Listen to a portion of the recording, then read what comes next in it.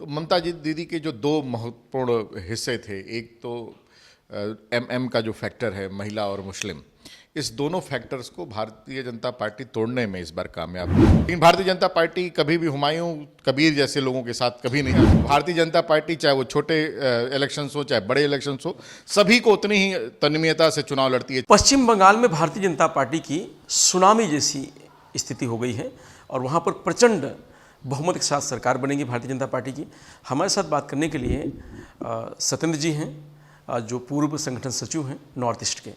सत्येंद्र जी, कैसे देखते हैं, ऐसा क्या हो गया है जो पश्चिम बंगाल में इतना बड़ा बहुमत मिल गया भारतीय जनता पार्टी को? अगर आप वर्तमान के चुनाव को देखिए तो वहाँ पर जो टीएमसी द्वारा हो रहे अत्याचार थे, जो करप्शन की प्रैक्टिसेस चल रही थी, उसके खिलाफ एक बड़ा मैंडेट बना है। और पिछले कुछ वर्षों में जो लगातार प्रयास भारतीय जनता पार्टी के संगठन ने किया, संगठन की रचनाएं नीचे बढ़ी, उसमें सुनील बंसल जी लगातार वहाँ प्रवास करते रहे, जो भाजपा के राष्ट्रीय महासचिव हैं। अमित शाह जी का अपना फोकस बना रहा। पिछला भी चुनाव अगर आप देखें, दो चुनाव में, चाहे वो लोकसभा के हों चाहे विधानसभा के हों, भारतीय जनता पार्टी ने बहुत अच्छा परफॉर्मेंस किया था। लोकसभा की लगभग सीटें भारतीय जनता पार्टी जीत के आई थी और विधानसभा में भी अच्छा प्रयास था। लेकिन मैंडेट शायद ऐसा हुआ कि जो वहाँ का समाज था, जो भद्रलोक था, वो भारतीय जनता पार्टी को उस तरह से एक्सेप्ट नहीं कर पा रहा था। तो ममता जी दीदी के जो दो महत्वपूर्ण हिस्से थे, एक तो एमएम का जो फैक्टर है, महिला और मुस्लिम, इस दोनों फैक्टर्स को भारतीय जनता पार्टी तोड़ने में इस बार कामयाब रही। और महिलाओं का जो बीच में अगर आप देखें, बहुत अत्याचार हुए, एक डॉक्टर महिला का रेप हुआ, उसकी हत्या कर दी जाती है और ममता बनर्जी चुप रहती हैं। तो ये एक बड़ा रोष का विषय बना और महिलाओं ने इसमें ममता बनर्जी के सरकार से अपने हाथ को खींचा और उसका रिजल्ट आप देख रहे हैं। और ममता बनर्जी जी का उस समय जब भारतीय जनता पार्टी ने एक बड़ा मैंडेट के लिए महिलाओं को आरक्षण देने के लिए एक बिल लाया लोकसभा के अंदर, तो उसका भी अपोज उन्होंने किया, जिसका खामियाजा वो भुगत रही हैं। और हमेशा कहा जाता है कि अन्याय जितना भी होगा वहाँ न्याय की जीत मिलेगी ही मिलेगी। थोड़ा देर से मिलती है, लेकिन भारतीय जनता पार्टी को जो ये जीत मिली है वो असंख्य कार्यकर्ताओं की जिस पे निर्मम हत्याएं कराई गई जिन टीएमसी के द्वारा, उसकी जीत मानी जाती है। और लेफ्ट आइडियोलॉजी ऑलरेडी छोड़ चुका था देश। टीएमसी की बारी थी, जो लेफ्ट के गुंडे इन्होंने पाल रखे थे, उनको भी भारतीय जनता पार्टी की इस पूरी पॉलिसी ने बाहर निकालने का प्रयास किया है। क्या मुख्यमंत्री योगी आदित्यनाथ का भी कुछ असर दिखा वहाँ पे? महाराज जी, जितने भी हमारे स्टार प्रचारक गए, चाहे अन्य प्रदेशों से अलग अलग मुख्यमंत्री, हेमंत बिस्वा शर्मा जी गए और अन्य भी जो प्रदेशों के मुख्यमंत्री गए, योगी आदित्यनाथ जी का भी की रैलियां हुई हैं प्रदेशों में, तो हमेशा उसका इम्पैक्ट तो होता ही है। क्योंकि ये देखा जाता है कि ये जो मुख्यमंत्री ऑलरेडी जो काम कर रहे हैं अन्य प्रदेशों में, उस पर जनता का विश्वास जगता है कि बहुत अच्छा कर रहे हैं, इसलिए इनकी लगातार रिपीटिशन हो रही है। जो मुख्यमंत्री जी 2 बार के मुख्यमंत्री हैं, हेमंत बिस्वा शर्मा जी 3 बार के मुख्यमंत्री हो गए इस बार, तो ये दिख रहा है, तो समाज उसको एक्सेप्ट करता है। लेकिन नाम किसी का नहीं आ रहा, योगी और मोदी के अलावा किसी की बात नहीं हो रही पश्चिम बंगाल में। नहीं, अगर पश्चिम बंगाल का देखा जाए तो महाराज जी के अलावा अमित भाई का सबसे बड़ा रोल रहा है। अमित भाई लगातार वहाँ प्रवास करते रहे और पिछले कुछ वर्षों में, मतलब कुछ दिनों में अगर कहा जाए तो सबसे ज़्यादा दिन किसी भी प्रदेश की चुनाव में अगर कोई संगठन का व्यक्ति लगा है तो अमित शाह जी लगे हैं। और उसका रिजल्ट आपको देखने को मिला है कि हम बहुत बड़ी बहुमत पे चुनाव जीत के आ रहे हैं। कबीर भी ये कह सकते हैं कि उससे भी बीजेपी को मदद मिली? नहीं, हुमायूं कबीर ने जो कार्य किया उसके वजह से उनका जो वोट बैंक था, जो टीएमसी का मुस्लिम वोट बैंक था, उसमें जरूर सेंध पड़ी है।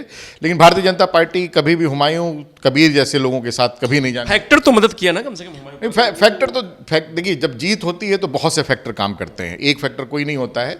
जैसे बहुत से फैक्टरों में अगर माना जाए तो लगातार संगठन, जब नीचे जमीन पे कार्यकर्ताओं के खिलाफ मुहिम चल रही थी टीएमसी के द्वारा, लोग मार रहे थे, आप देखेंगे हजारों कार्यकर्ताओं की हत्या कर दी जाती है जमीन पर। उसके बाद भी भारतीय जनता पार्टी के जो नेतृत्व था प्रदेश का, वो पीछे नहीं हटता है, लगातार वो लड़ाई लड़ रहा होता है। उसका भी एक बड़ा फैक्टर माना जाता है। संघ के द्वारा किए गए कार्य, जो संघ ने उस क्षेत्र में कार्य किया है, उसका भी फैक्टर देखने को मिला।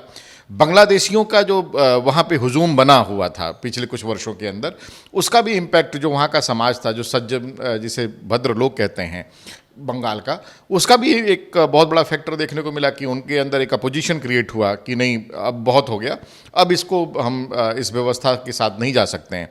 तो ये सारे काफ़ी फैक्टर्स होते हैं चुनाव को जीतने के लिए। मेहनत कभी होती है तो मेहनत में दिखता है कि नेतृत्व कौन ले रहा है, और वो नेतृत्व माननीय प्रधानमंत्री जी, आदरणीय अमित शाह जी गृह मंत्री, और सबसे बड़ा जिसे चेहरा कहते हैं जो लगातार पिछले कुछ वर्षों से लगा रहा, वो सुनील बंसल। लगातार वो कार्य करते रहे, संगठन को मजबूत किया, ज़मीन स्तर पे नेताओं को तैयार किया कि वो चुनाव लड़ें, ज़मीनी स्तर पे वो लड़ाइयाँ लड़ें, और उसका परिणाम आप देखने को मिल रहा है। शुभेंदु अधिकारी उसमें से एक हैं जिन्होंने दोनों जगहों पर लगभग ममता बनर्जी को हरा दिया है। एक में वो 5,000 से वोट से ऑलरेडी आगे हैं, और एक जगह से 8,000 से वो जीत चुके हैं।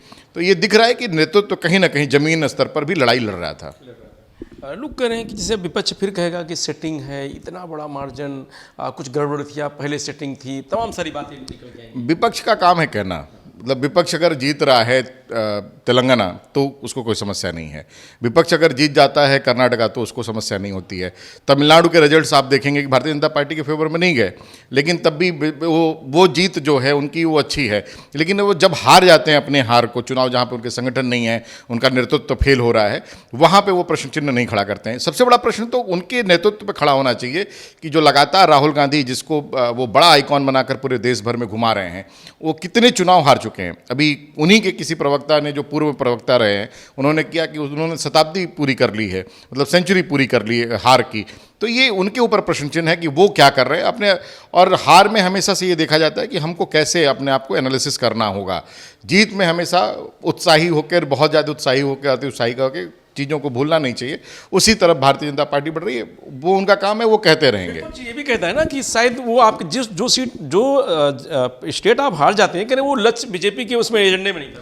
नहीं ऐसा नहीं है। भारतीय जनता पार्टी चाहे वो छोटे इलेक्शंस हो चाहे बड़े इलेक्शंस हो, सभी को उतनी ही तन्मयता से चुनाव लड़ती है। चाहे वो आप महानगर के चुनाव देख लें, महाराष्ट्र का चुनाव देख लें, चाहे हैदराबाद का चुनाव देख लें, कर्नाटका जैसे चुनाव में हर जगह बड़े चेहरों को उतार के वो पूरी दमखम से चुनाव लड़ती है।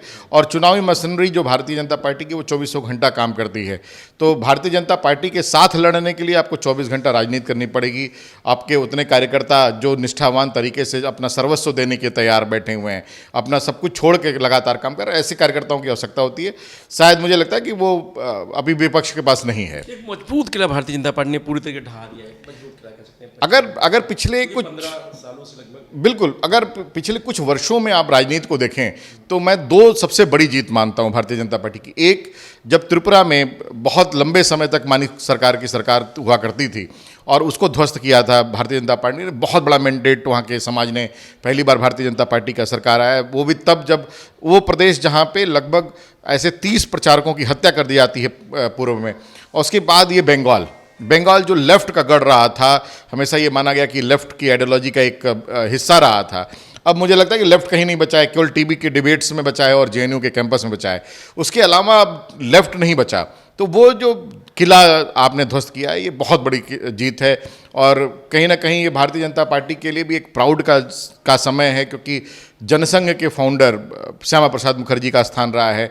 आप जिस सांस्कृतिक राष्ट्रवाद की बात करते हैं, वो उसका कहीं ना कहीं स्रोत बंगाल रहा है, और बंगाल से ये निकल के आया, चाहे वो टैगोर के गीतों में लिखा जाए या कविताओं में देखा जाए या सुभाष बाबू के उस मोमेंट में देखा जाए।